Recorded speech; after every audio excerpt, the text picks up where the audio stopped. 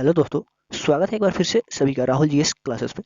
तो दोस्तों आज के इस सेशन में हम लोग कवर करेंगे भारत की प्रमुख नहरें एवं सिंचाई परियोजना भाग वन। तो दोस्तों सबसे पहले हम लोग इसमें देखेंगे स्टेट वाइज, देखेंगे हम लोग कि कौन सी स्टेट में कौन कौन सी सिंचाई परियोजनाएं है। ठीक है। तो दोस्तों अगर चैनल पर नए हैं तो चैनल को सब्सक्राइब कर लीजिएगा और बेल आइकन को ऑल पे सेट कर लीजिएगा, ताकि जब भी कोई न्यू वीडियो अपलोड हो तो सबसे पहले आपको नोटिफिकेशन मिले। तो चलिए दोस्तों स्टार्ट करते हैं बिना देरी के आज के इस सेशन को। तो दोस्तों सबसे पहले हम इसमें जानेंगे कि नहरें होती क्या हैं। ठीक है दोस्तों। तो नहर जल परिवहन मानव निर्मित एक संरचना है। मुख्यतः इसका उपयोग खेती में सिंचाई के लिए जल को एक स्थान से दूसरे स्थान तक पहुंचाने में किया जाता है। इसकी संख्या ब्रिटिश शासनकाल में बहुत बढ़ी।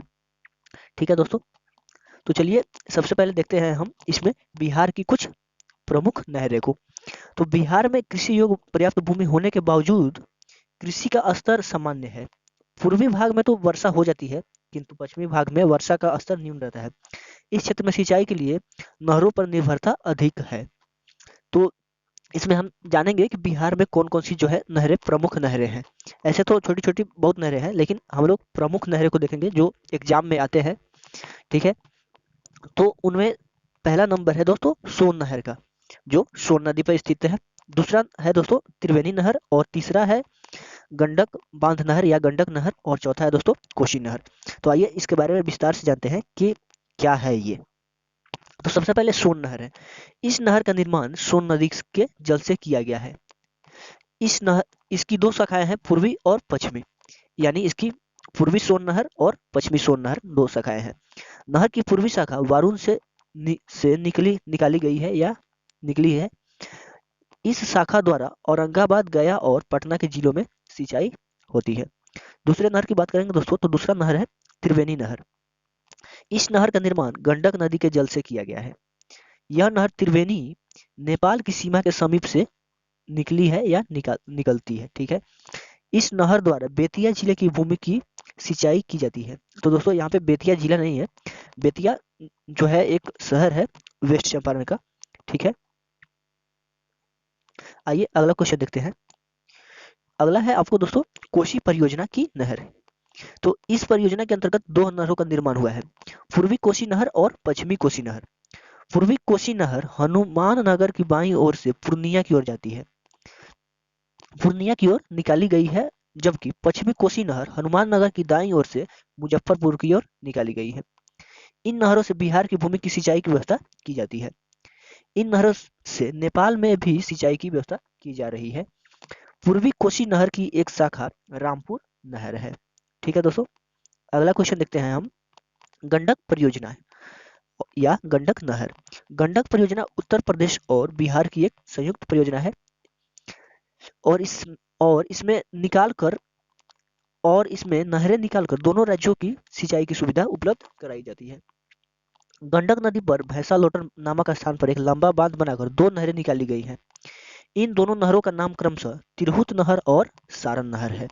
ये दोस्तों बहुत ही इंपॉर्टेंट है। जो गंडक नदी पर जो भैंसा लोटन नामक स्थान पर एक बांध जो बनाया गया है, और इन दोनों नहरों का जो नाम है जो दोस्तों वो है आपको तिरहुत नहर और है सारण नहर। ठीक है। अगला बात करते हैं दोस्तों उत्तर प्रदेश एवं उत्तराखंड की प्रमुख नहरें की। तो नहरों का सर्वाधिक विकास या विस्तार उत्तर प्रदेश में हुआ है। उत्तर प्रदेश के पश्चिमी क्षेत्र में वर्षा अपेक्षाकृत कम होती है, जबकि वहाँ कृषि योग्य भूमि की प्रचुरता प्रचुरता अधिक है। इसलिए वहाँ कृत्रिम सिंचाई की व्यवस्था बहुत ही आवश्यक है। नहरों की समुचित व्यवस्था के कारण ही पश्चिमी उत्तर प्रदेश में गन्ने की सर्वाधिक खेती संभव हो पाती है या हो पाई है।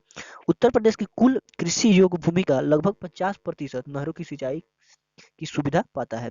यहाँ की नहरें अस्थायी है। उत्तर प्रदेश की कुछ प्रमुख नहरें हैं जो इस प्रकार से है। तो पहला नहर है इसमें दोस्तों शारदा नहर, जो शारदा नदी पर स्थित है। दूसरा नहर है दोस्तों बेतवा नहर, जो बेतवा नदी पर स्थित है।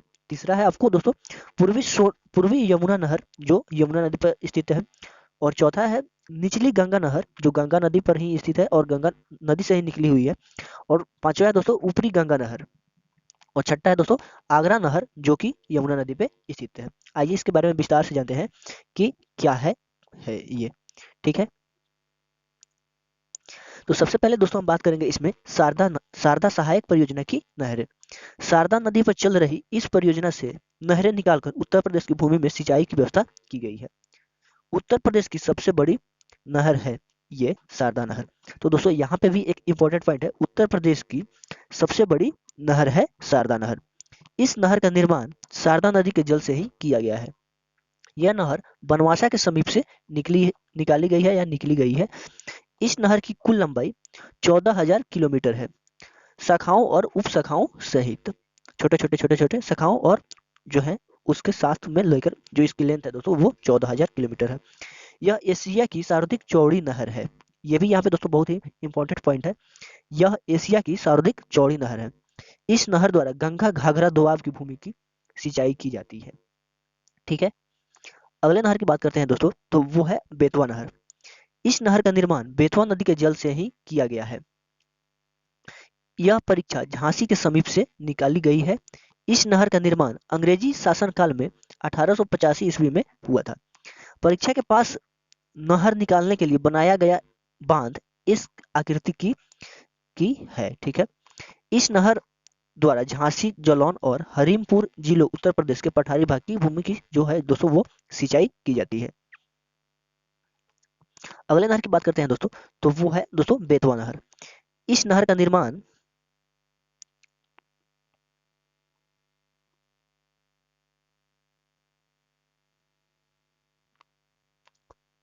अगले की बात करें दोस्तों, तो ये है आपको पूर्वी यमुना नहर। इस नहर का निर्माण यमुना नदी के जल से किया गया है। यह नहर ताजेवाला अंबाला जिला के समीप से निकाली गई है। इस नहर की जो कुल लंबाई है दोस्तों वो 1440 किलोमीटर है, शाखाओं और उप शाखाओं सहित। इस नहर का निर्माण मध्यकाल में मुगल शासक शाहजहां के द्वारा करवाया गया था। ये भी दोस्तों बहुत ही इंपॉर्टेंट पॉइंट है कि इस नहर का जो निर्माण दोस्तों है वो मुगल शासक शाहजहां के द्वारा करवाया गया था। ऐसे बात करें दोस्तों तो नहरों का निर्माण सर्वाधिक आपको फिरोज शाह तुगलक के शासनकाल में हुआ था। इस नहर द्वारा सहारनपुर, मुजफ्फरपुर और मेरठ जिले की भूमि की सिंचाई की जाती है। अगले की बात करते हैं दोस्तों, तो वो है आपको निचली गंगा नहर या निचली गंग नहर। इस नहर का निर्माण गंगा नदी के जल से ही किया गया है। यह नहर नरौरा बुलंदशहर के समीप से निकाली गई है। इस नहर का निर्माण भी अंग्रेजी शासनकाल में ही हुआ है। इसकी दो प्रमुख शाखाएं हैं, कानपुर शाखा और इटावा शाखा। इस नहर की जो कुल लंबाई है दोस्तों वो 4800 किलोमीटर है, शाखाओं और उप शाखाओं सहित। इस नहर द्वारा कानपुर और इटावा जिले की भूमि की सिंचाई की जाती है। ठीक है, अगले की बात करें दोस्तों, तो वो है ऊपरी गंग नहर या ऊपरी गंगा नहर। ठीक है, इस नहर का निर्माण गंगा नदी के जल से ही किया गया है। यह नहर उत्तराखंड राज्य के हरिद्वार जिले के समीप से निकाली गई है। इस नहर का निर्माण अंग्रेजी शासनकाल में हुआ है। इसकी चार प्रमुख शाखाएं हैं, देवबंद शाखा, अनूप शहर शाखा, माट शाखा और चौथा है दोस्तों हाथरस शाखा। इस नहर की जो कुल लंबाई है दोस्तों वो 5,640 किलोमीटर है, शाखाओं और उप शाखाओं सहित, जबकि मुख्य नहर की लंबाई 342 किलोमीटर है। इस नहर द्वारा गंगा यमुना दोआब की जो भूमि है वो सिंचाई की जाती है। आगरा नहर, इस नहर का निर्माण भी यमुना नदी के जल से किया गया है। यह नहर ओखला, दिल्ली के समीप से निकाली गई है। इस नहर का निर्माण अंग्रेजी शासनकाल में हुआ था। इस नहर की कुल लंबाई दोस्तों 1600 किलोमीटर है, शाखाओं और उप शाखाओं सहित। इस नहर द्वारा आगरा, मथुरा और भरतपुर जिलों की भूमि की सिंचाई की जाती है। अब बात करते हैं दोस्तों राजस्थान की कुछ नहरें की। तो जो राजस्थान की जो प्रमुख नहर है दोस्तों वो इंदिरा गांधी नहर, मोरेल परियोजना नहर, बीकानेर नहर, बांकली परियोजना नहर और पार्वती परियोजना नहर और जग्गर परियोजना नहर और गुडा परियोजना नहर। तो इसमें दोस्तों सबसे इंपॉर्टेंट है आपको इंदिरा गांधी नहर। तो इंदिरा गांधी नहर के बारे में आइए जानते हैं क्या है। इंदिरा गांधी नहर परियोजना यह विश्व की विशालतम सिंचाई परियोजना है। दोस्तों यह यहाँ पे एक इंपॉर्टेंट पॉइंट है, यह विश्व की विशालतम सिंचाई परियोजना है, ना कि विश्व की विशालतम नहर है। ठीक है, तो यहाँ पे ये आपको कंफर्म हो गया होगा कि यह जो है विश्व की विशालतम सिंचाई परियोजना है, नहर है। इसकी नींव 1958 में तत्कालीन गृह मंत्री गोविंद बल्लभ पंत द्वारा रखी गई थी। यह सतलज एवं ब्यास नदी के संगम पर अवस्थित है, जो हरि के बैराज से निकलती है। यह राजस्थान के शुष्क एवं अर्ध शुष्क क्षेत्रों को सिंचाई की सुविधा प्रदान करती है। यह गंगानगर, बीकानेर, जैसलमेर तथा बाड़मेर जिलों को सिंचित करती है। ठीक है, अब बात करते हैं दोस्तों पंजाब एवं हरियाणा की कुछ नहरें की। तो भारत में स्वतंत्रता प्राप्ति के बाद नहरों का सर्वाधिक जो विकास है दोस्तों वो पंजाब और हरियाणा में ही किया गया था। इन दोनों राज्यों के संबंध में तो यहाँ तक कहा जाता है कि इनकी खुशहाली का आधार ही नहर तंत्र है, और सचमुच ऐसा ही है। पंजाब और हरियाणा अल्प वर्षा वाले क्षेत्र हैं, किंतु नहरों द्वारा सिंचाई की समुचित व्यवस्था के कारण ये भारत के अग्रणी फसल उत्पादक राज्य बन गए हैं। इन राज्यों की प्रमुख नहरें हैं जो आइए हम देखते हैं। तो इन राज्यों की जो प्रमुख नहरें हैं दोस्तों वो है सरहिंद नहर जो सतलज नदी पर है, बिस्त दोआब नहर, पूर्वी नहर रावी नदी पे है, नांगल नहर जो सतलज नदी पर स्थित है, ऊपरी बारी दोआब नहर जो रावी नदी पर है, पश्चिमी यमुना नहर यमुना नदी पर है, और गुड़गांव नहर जो यमुना नदी पर है, और बहुउद्देशीय परियोजना की नहरें भाखड़ा नंगल जो कि सतलज नदी पे है। तो आइए इनके बारे में विस्तार से जानते हैं। सरहिंद नहर, इस नहर का निर्माण सतलज नदी के जल से किया गया है। यह नहर रोपड़ अंबाला से निकाली गई है। इस नहर की जो कुल लंबाई है दोस्तों वो 6000 किलोमीटर है, शाखाओं और उपशाखाओं सहित। इस नहर द्वारा हिसार हरियाणा तथा पाटियाला लुधियाना और फिरोजपुर पंजाब जिलों की भूमि की सिंचाई की जाती है। ठीक है, अब बात करते हैं दोस्तों ऊपरी बारी दोआब नहर की। तो इस नहर का निर्माण रावी नदी के जल से किया गया है। यह नहर माधोपुर पठानकोट के समीप से निकाली गई है, और इस नहर की जो कुल लंबाई है दोस्तों वो 4900 किलोमीटर है, सभी शाखाओं जो है वो सभी को मिलाकर। इस नहर द्वारा गुरुदासपुर और अमृतसर जिले पंजाब की भूमि की सिंचाई की जाती है। अब बात करते हैं दोस्तों पश्चिमी यमुना नहर की। इस नहर का निर्माण यमुना नदी के जल से किया गया है। इसका निर्माण सल्तनत कालीन तुगलक शासक फिरोज शाह ने 14वीं शताब्दी में करवाया था। 17वीं शताब्दी में शेर शाह द्वारा और 1886 में अंग्रेजी शासन द्वारा इस नहर का पुनर्निर्माण किया गया। यह नहर ताजेवाला अंबाला जिले के समीप से निकली है। इस नहर की 3 शाखाएं हैं, दिल्ली शाखा, हांसी शाखा और सिरसा शाखा।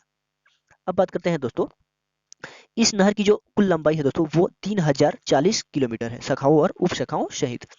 इस नहर द्वारा करनाल हिसार हरियाणा में जो स्थित है तथा पटियाला पंजाब में जो स्थित है के साथ दिल्ली और राजस्थान की भूमि की जो है वो सिंचाई की जाती है। अब बात करते हैं दोस्तों बहुउद्देशीय परियोजना की नहरें। भाखड़ा नंगल परियोजना भारत की सबसे बड़ी चालू बहुउद्देशीय परियोजना है, और इसी के अंतर्गत नंगल नहर का निर्माण भी किया गया है। इस नहर द्वारा पंजाब, हरियाणा, राजस्थान की लगभग 20 लाख हेक्टेयर से भी अधिक भूमि की सिंचाई की जा रही है वर्तमान में। इस परियोजना के अंतर्गत ही फिरोजपुर नहर का निर्माण किया गया है। इस नहर का जो निर्माण है दोस्तों वो 1953 ईस्वी में किया गया था। माधोपुर ब्यास संपर्क नहर खोदकर रावी नदी का अतिरिक्त जल इस नहर के लिए उपलब्ध कराया जा रहा है या कराया गया है। अब बात करते हैं दोस्तों अभी इसका ही पॉइंट है दोस्तों, सतलज नदी पर सुलेमान तथा इस्लामपुर में भी बांध बनाकर नहरें निकाली गई है। अब बात करते हैं दोस्तों गुड़गांव नहर की। तो यमुना नदी से ओखला दिल्ली नामक स्थान से गुड़गांव नहर निकाली गई है। इस नहर द्वारा गुड़गांव हरियाणा और फिरोजपुर जिले पंजाब की भूमि के साथ साथ राजस्थान की भूमि की भी सिंचाई की जाती है। तो दोस्तों सेशन अच्छा लगा हो तो वीडियो को लाइक कर दीजिएगा और चैनल को सब्सक्राइब कर दीजिएगा, ताकि हमारी जब भी कोई ऐसी न्यू वीडियो अपलोड हो तो सबसे पहले आपको नोटिफिकेशन मिले। Thank you.